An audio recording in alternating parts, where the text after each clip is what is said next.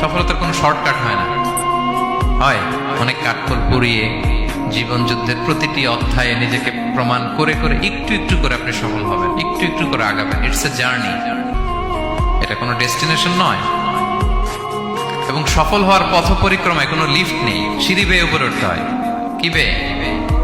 কিন্তু আমরা সফল হতে চাই কিভাবে? ডাইরেক্ট 100 তলায় তো আমি সফল, উপরে সবার উপরে আমি, এইভাবে চাই সফলতাটা।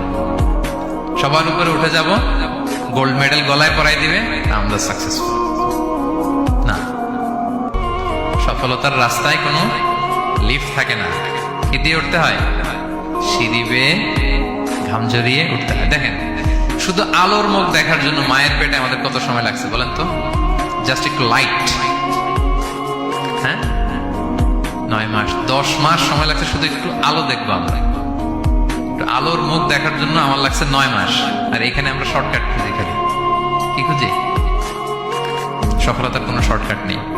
অল্প এফোর্টে যারা সফল হতে চায় এরা কোনোদিন সফল হয় না। ইউসুফ আলাইহিস সালামের জীবনীটা একটু খেয়াল করেন, একটু একটু করে তিনি সামনের দিকে গিয়েছেন এবং সবশেষে ইজিপ্টের ফিনান্স মিনিস্টার হয়েছে।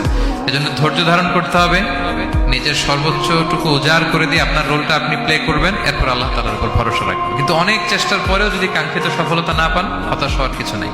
কারণ বিশ্বাসীর সফলতা শুধু দুনিয়াতে না, বিশ্বাসীদের সফলতা আখিরাত পর্যন্ত বিস্তৃত। ওইটা আসল সফলতা। ফামান যুহজিহা আনিন নারি ওয়া উদখিলাল জান্নাতা ফাকাদ ফাজ। যে জাহান্নাম থেকে মুক্তি পেল, জান্নাতের নিশ্চয়তা পেল, সেই সফল। আমরা যেন সেই সফলতার জন্য